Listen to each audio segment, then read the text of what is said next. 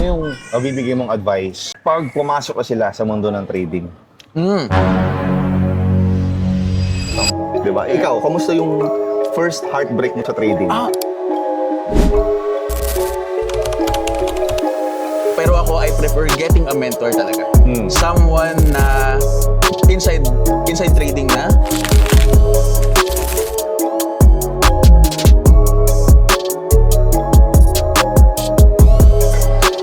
Hey guys, what's up? Nico Mendoza po, your lifestyle trader. And guys, nasa special episode tayo ng Pod Tactics. As you can see right now, kasama ko ngayon si Joshua, isa sa student ng Lifestyle Trader Academy. And right now, we are doing this video as a special episode of Pod Tactics because as you can see, nandito tayo ngayon sa Boracay. Right now, nandito tayo sa Mandarin Bay Resort and Spa. Napakaganda ng place natin, no? Ganda, coach. Ang social. Sobrang aliwalas na. Bati ka muna sa mga nanonood sa atin. Hello everyone, fellow students of LTA, coach, and sa lahat ng nakasubscribe kay coach, and lahat ng students ni coach. Good morning and good day sa inyo kung nasan ka man. Ayos. So, chill na kwento wala naman to. Like, habang umiinom ng kape, di ba? Cheers tayo ng kape. Oh, cheers! So, syempre, marami ang curious kung sino ba si Joshua. So, pwede ka mong pakialam muna, saan ka ba nagmula, paano tayo nagkakilala, sa mga nakita or whatever. Yes, coach. Ako, actually, background lang, no? Brief background lang sa akin. Dati akong financial agent, no? Nag-aalok ng mga insurances, mga ganun. And to the point na, syempre, hindi naman din makukuha dun lang, coach, yung earnings ko. So, syempre, naghanap ako ng ways how to earn more. And dun, nakita ko yung mga trading channels, trading courses, tapos nadaan ka sa Facebook ko. So, basically, sa Facebook page ako ni coach. And I think, madalas, ganun naman karamihan yung nadi-discover yung page mo and mga students. Ngayon kasi dumagdag yung YouTube eh. Yes, kasi YouTube. YouTuber na tayo eh. Okay. So, anong taon ka nag-start sa trading? 2020, coach, nagkakaroon ako ng awareness. Pero Okay. 2022, nung nakita ko yung page mo. Okay. So, nung time ba na yun, may Lifestyle Trader Academy na yun? Or yung, kasi may pa akong ibang community before eh. yes. Yung FTLP. Okay. Parang ang nangyari nun na kakahanap ko ng mga trading channels, trading pages. Yung FTLP yata yung una kong nakita. And then, parang hindi agad tayo nagkaroon ng interaction. So, later ko na nalaman yung page, tapos yung academy. Okay. Kasi dati, ang una kong naging parang course or community ang tawag ay FTLP. Ano yung sabihin ng FTLP? Forex Trading Learning Program. Grabe, pinag-isipan talaga, di ba? Hanggang sa eventually, nabuo na yung Lifestyle Trader Academy nung nabuo ko na yung sarili kong timpla. Yes. Ganon siya, no? So, nung napasok mo na yung Lifestyle Trader Academy, kamusta yung naging epekto nito sa lifestyle mo, Okay, sa coach. pagka-trade mo? Okay, coach. Kasi before, yung trading para sa akin, parang ano lang eh, another form of something na pwede ako mag-earn. So, walang purpose yung pagtitrade ko before. Until, kasi nag-start on crypto eh. So, dati parang, ang inaantay ko, madaling araw, pumps and dumps, mga ganun. Tapos, pag nakakita ko ng pump, magbabay agad ako. Pag nakakita ko ng dump, magsisell agad ako. So, parang ang nangyari, hindi naman siya guys pero I think may makaka-relate, parang naging sugal siya on my end. Oo. Marami makaka-relate dyan. Yes, before.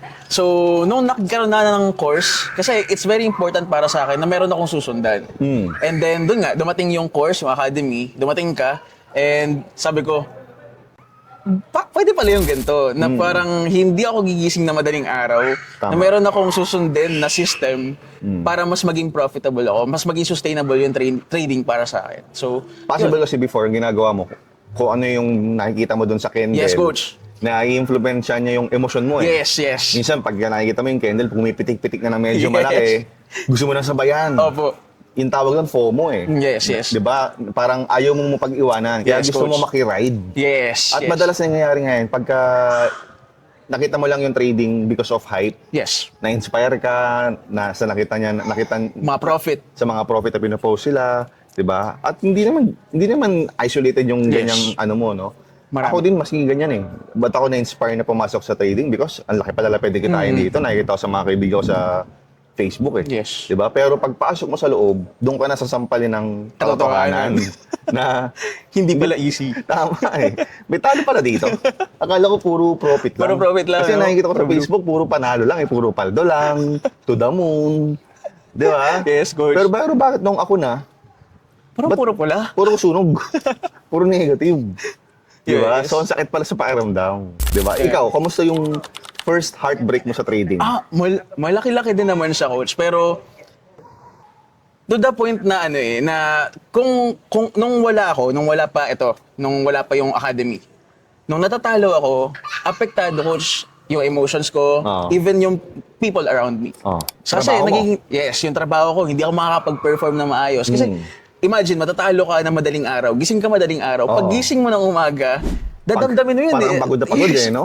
Pagod na pagod kapag gising mo pa lang, stressed ka na kasi parang napunta sa wala yung pera na pinagpaguran mo o ng ilang araw, tapos ilang minutes lang masusunog agad because of trading. Tapos, apektado siya. Negative yung emotions, yung bad habits nagtuloy-tuloy dahil wala kang sinusundan. Oo. So, mas naging hard yung trading lalo. Oo. Lalo mag-isa pa ako. So, yun, coach. Magkano yung pinakamalaking naging talo mo? Yes. In one day, coach, parang nasa 90K. PHP lang. 90,000 pesos. Pesos lang, coach. Pesos lang. Grabe, Pesos. no? Hindi, Pesos. yun pala, hindi ko pa natanong. Ilan taong ka na ba ngayon? Ngayon, 27, coach. 27. So, 27. nung nangyari yung talo na 90K, ilan taong ka niyan? 23? 24? Mga ganon, coach. Kung 2025 ngayon. And, okay, kailan ka break-start? 2020? 20? Yes. So, sa unang taon mo nangyari yun? Yes, coach. Yes. Okay. Imagine that, no? Unang sabak mo at 23 years old, Yes, coach. na-loss ka kagad ng 90,000. Ipon ko pa yun. Ipon mo pa yun. Ilang Kasi taon? Mga 2 years, coach. 2 years kasi nag-work ka na noon. Yes. So, imagine losing that Oo. money, tapos ipon mo pa. So, Oo. Anong mas masakit? Yung talo ng 90K or yung mag-break kayo ng girlfriend mo? ako yung 90K, coach. yung break ng girlfriend, maraming tao sa mundo. Oo, tama. Pero kahit marami yung pera sa mundo, syempre, pinagbaguran mo yun, savings Paano mo yun. paano ka nakabangan doon? Paano ka naka-move on doon sa naging talo? Kasi syempre yung iba kasi dito, mga nagme-message sa akin or nagtatanong or humingi ng advice. Yung talo nila 2 years, 3 years Yes. ago pa pero hanggang ngayon. Dala-dala nila. Oo, iniisip pa rin Binibigyan. nila. Yes. Sa akin, though, gets ko naman yung struggles nyo. But the thing is, hindi ko inakap, coach, yung loss. Yan. Yes, dinamdam ko siya. Pero kasi pag nagstay ako sa ganun na emotion, sa ganung state, sa ganung level ng matagal, hindi ako magpo-perform not just sa job ko, sa corporate job mo or sa lifestyle ko, sa career, personally. Hindi ako mag-i-improve kung magsistay ako sa ganun. Sa loss, tapos iisipin ko siya araw-araw. So, mahihirapan ako mag-move forward. Tama. So, ang ginawa ko, nag-pause ako, nag-relax saglit, parang rehab, kumbaga. Rehab sa trading saglit, pero hindi ko bibitawan yung trading. And then, invest on learning. Yeah. Learning. Okay, ngayon, after ng loss naman, syempre, eventually, magkaka-profit ka niyan dahil Yes. natututo ka na eh. Kada talo, mayroon kang bagong natututunan eh. Kumusta yung pinakamalaking profit mo? Magkano yan? Pinakamalaking profit, 1K so far, coach. 1K 1,000 US dollar USD. na, mga 50,000, 56,000 pesos, Yes. di ba? Eh ngayon, 58 na ngayon. Grabe, Oh, ayaw pag-withdraw nga. na kayo, guys. As of the making of this video, nasa 58 pesos per $1. For $1. Masarap may withdraw ngayon, no? Yes, coach. So, ito, no? Siyempre sa mga nanonood, curious din sila, paano ba ginagawa yung trading mo? Ano yung trading strategy mo? So, meron ka bang parang framework na sinusundan? Yes, coach. Sinusunod ko lang actually yung mga tinuro mo. Yung support and resistance, tapos, Baka sabihin nila, Yes. tinuturo ni Nico, support resistance lang, napaka-basic naman nun. Hindi, yung timpla ni coach. Kasi syempre, di ba, maghahanap tayo ng sariling timpla. So, yung pinresent ni coach dun sa academy, sa YouTube niya, kahit sa YouTube niya, meron siyang support and resistance. Yun, ginagawa ko siya as foundation ko, coach. Yes. Tapos, hindi naman ako solely nag-rely lang doon. But, there are other learnings from the course itself na nakatulong din sa akin. So basically yun, coach, nag-start ako ng higher time frame, tapos mark lang ng support and resistance ko. Tapos lately, no, na nakikita ko sa ating channel din na merong supply and demand na nangyayari kay Coach Alvin. Tapos yun, nakakatulong din siya, lalo na yung mga key levels na pinapakita nila. So, nakakatulong siya, coach. So, Ganun ba yun? so, As in, malaki ba tulong yun? The Yes. fact na support and resistance Yes. lang naman yung ginagawa. yes. Kasi maraming traders, like, maski rin ako nung nagsisimula ako. Nung alam ko na yung support and resistance, ang dali naman ito. At some point in time, naghahanap ako ng malupit na strategy. Yung parang pinaka-magic. Yung holy grail. Yung parang pag ito na yung strategy ko, walang talo to. Tapos, ngayon, sinasabi natin, support resistance lang. Anong masasabi mo doon na bakit mahalaga pa rin talaga yung support resistance, trend line, supply demand? Yes, coach. Kasi, it's very important na lahat tayo dadaan sa basics. Yeah. Kasi, if ang hahanapin natin agad is something that is 100%, yung something na magbibigay sa atin ng 100% profit, 100% win rate, I don't think na may ganun. But the thing is, it's very important that we all go back to basics. Yung support and resistance, trend lines, and those things actually work. Yeah. It's just that kailangan lang natin, coach, is yung timing. Yung tamang pag-entry, yung tamang analysis, yung At dyan pag-aanal. papasok yung specific Yes. strategies natin. Yes. Diba? Actually, yung basic naman, parang nag-a-apply din yan sa kahit anong sports. Yes. For example, basketball. Diba? Hindi ka naman makakashoot kung hindi ka marunong mag-dribble muna. Diba? Hindi ka makakapag 3 points kung hindi ka naman marunong magtumira muna sa malapit. Basic, fundamentals. Yes. Diba? So, marami kasi sa atin gusto agad ng advanced, ultimate, Yes, holy yes. grail. Yes. Tapos nakakalimutan na natin yung basic, yung fundamentals. 'Di ba? Na kung saan doon ka mismo mapupilay kapag ka gusto mong umabante agad. Yes. 'Di ba? Yes. At pag nag-advance ka agad, tapos bigla kang napaso, nasaktan ka, ano gagawin mo? Back to basic muna ako. Yes.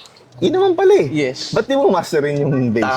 Tama. 'Di ba? Yes. Isa pa, coach, no, nagiging problem ng mga new traders din is strategy hopping. Yan. Kumbaga, meron na silang ginagamit na strategy right now. Tapos, consecutively nagkaroon ng talo. Sunod-sunod na talo.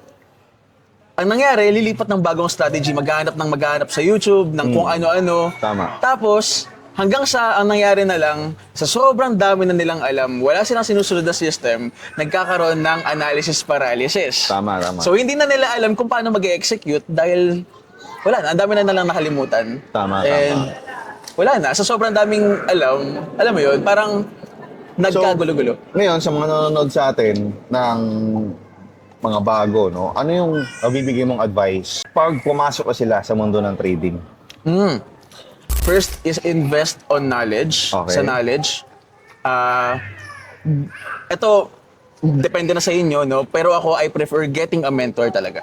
Someone na inside trading na, Yes, nasa trading na, doing the business, meron nang pinapakita talaga, merong background na, merong ginagawa. No? Hindi yung you will ask someone na wala pa talaga sa trading tapos maghihingi ng payo. It's very important para sa akin na magkaroon ng mentor. At yun yung pangalawa. Getting knowledge, investing in knowledge, tapos getting a mentor. Pangatlo is just invest yung hindi ka masasaktan. Okay. Pero at the same time, kaya mong protektahan. Tama. Yun, coach. Ako naman dyan, yung sa number 3 mo, no? Ilagay mo yung perang ayaw mong mawala. Yes. Pero okay lang din mawala. Yes. Yung okay lang na mawala, pero pag nawala kasi, masasaktan ka. Di ba? Parang talagang mas lalong pag-ingatan mo yung Yes. kapital na yon. Di ba? Kasi ako no, inis ko kasi yan eh, parang sa psychology yan eh, na sa simula kasi yung disclaimer, sinasabi natin na only invest money you can afford to lose. Yung okay lang na mawala. Kaya ang nangyayari, inilalagay mo yung okay lang mawala. So ano nagiging resulta? Nawawala talaga. Na ipapatalo mo kasi sa simula pa lang, naka-mindset ka na itong pera na to, okay lang talaga mawala. Yes. Diba? So ako, binago ko yung mindset ko.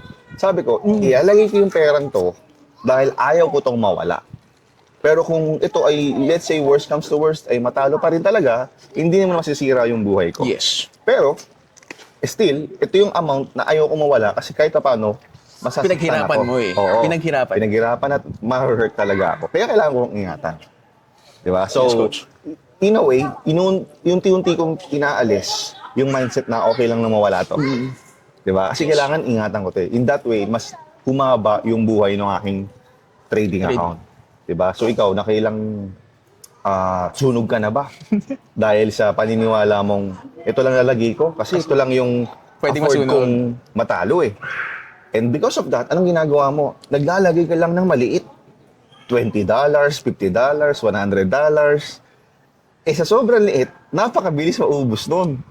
Hindi mo namamalayan, kakaubos nun, deposit ka ng deposit, hindi mo namamalayan, palaki Malaki ng na. palaki, napapatalo mo. Lumaki na. Eh what if isang bagsakan mo na lang yun? For example, isang let's say $200 or $500. Amount na kung matatalo man eh hindi mo masisira ang buhay mo, but still ayaw mo mawala because ito paano masakit 'yon. Ingatan mo ngayon. Compare ko, nilagay mo lang $50. Magkano yun? 2.5. Yes. 2.5 lang naman to pag natalo. 2.5 lang naman eh. Parang easy lang sa'yo na mawala because 2.5 lang. 2 Oo. digits lang. Di ba? Kasi possible may mga nakita rin mga traders Yes. nagpo-post na Pinapalago nila, pinapalaki nila. yung no? $1 nila, napalago nila ng 1,000. Grabe. Huwag ka maniwala sa mga yun. Di ba? Kung Yes. totoo man yun, tignan mo rin kung ilang taon na sila. Yes. At kung yung strategy nila, baka naman talagang sobrang lupit na nila. Which is, may nakakagawa ng ganun talaga. Possible naman din. Diba? Hindi lahat budol. Pero kung makita mo na baguhan lang din naman yung trader, ginagawa yon, budol yon. Or most likely, chamba. Diba? Yes, it takes experience din yung mga ganong klase, coach, no? And the difference kasi pag nag-start ka ng sobrang liit na capital, it gives you small room lang. For example, apartment na ganito lang kaliit yung apartment mo. Studio lang. 'Di ba? Ganito kaliit lang yung pwede mong ikot-ikutan. So hindi komportable yung mga magiging trades mo, hindi ka magkakaroon ng enough leverage or possible risk na pwede sanang gamitin to perform better sa trades. So, yun po. No? Yan. So, actually, no, may regalo pala ako sa'yo dito. Yun na. Yan. Yun. Eto na, no? Si Joshua ang unang-unang magkakaroon ng copy ng ating book titled Traded My Way to Freedom. Ayan, di ba? So dito, mababasa mo yung paano ako nagsimula, di ba? Actually, bago ako magsimula sa trading, nandito. Yung introduction ko, paano ako nakapasok sa trading. Nakalagay nga dyan, I got scammed, burned, and still traded my way to freedom. And also, hindi lang naman to puro kwento. Yes. Siyempre, ang focus ko dito yung makapagbigay ng value sa mga makakabasa nito. That's why, sa loob nito, nilagay ko din yung framework strategy natin. Di ba? Okay. And that is the BRAIT BRAIT. strategy. Di ba? And also, basta ayoko na magbanggit kasi Spoiler, ang ganda talaga spoiler. nito eh. Oo. No? Kasi kita mo naman yan. Pogi, oh. Di ba? So, sa lahat ng mga makakabasa nito, sabi ko nga nung ginagawa ko tong libro na to, pagkaupo mo, sinimula mo sa first page, binasa mo, hindi mo na mamalayan, tapos mo na hanggang dulo. Hindi siya ganoon kahaba, guys. Oo. At the same time, Kayang-kaya. yung pagkakasulat ko nito, is parang nag-uusap tayong dalawa na hindi ka mabuburyo. Kumbaga, if na-enjoy mo yung pagkukwentuhan namin dito sa podcast na to, definitely may enjoy mo yung libro na to. And at the same time, natuto ka pa. Diba? Kasi ang goal ko dito, hindi ka lang na-entertain, kundi na-enhance mo pa yung trading mo. This is perfect. This book is perfect for beginners na naghahanap ng basic framework sa trading because yun yung pinrovide ko sa libro na to. And also, sa mga kukuha nito, gumawa din ako ng mini course. Uy. Video. So aside sa learning sa Aside website, sa coach. book, Oo. magkakaroon ka pa ng mini course na bagong gawa from me. Ayos. Na doon, step by step talaga, from zero knowledge ka, itinuro ko na kung paano ko tinuro or paano ko ginawa yung strategy dito sa libro na to. Diba? At magkakaroon ka rin ng exclusive access sa Telegram na ako okay. at saka yung ibang coaches ng Lifestyle Trader Academy magbibigay din ng value doon. So, guided ka. Diba? So, ikaw yung pinagkaroon ng unang kopya niyan. Coach, may kulang. Ano? Yung sign. assign. Ay, mamaya, pipirmahan natin yung mamaya, no? Di pa hindi mapirmahan. Sa mga gustong umorder nito, no, merong link dyan sa description box. Dyan ka makaka-order. Okay? So, yan, napakaganda, no? So, again, Joshua, Thank you, maraming Coach. salamat sa oras mo. Bumisita ka pa rin talaga sa Boracay. Nalaman lang yan nandito ako sa Boracay. Sumugod ng Boracay para makapagkwentuhan Takbo agad. kami. Ay, sabi ko, mag-video na tayo para may ebidensya. Okay? So, ngayon guys, if nagustuhan mo yung ating session ngayon, of course, don't forget to subscribe, like this video, and also comment ka sa baba para malaman ko kung ano yung mga gusto mong pag-usapan natin sa mga next content natin. And abangan mo, marami akong ginawang mga contents dito sa Boracay na makapagbigay ng another valuable content sa inyong lahat. So with that guys, again, Nico Mendoza po, your lifestyle trader. Ciao! Thank you, Cheers tayo, Coach. cheers! Yun!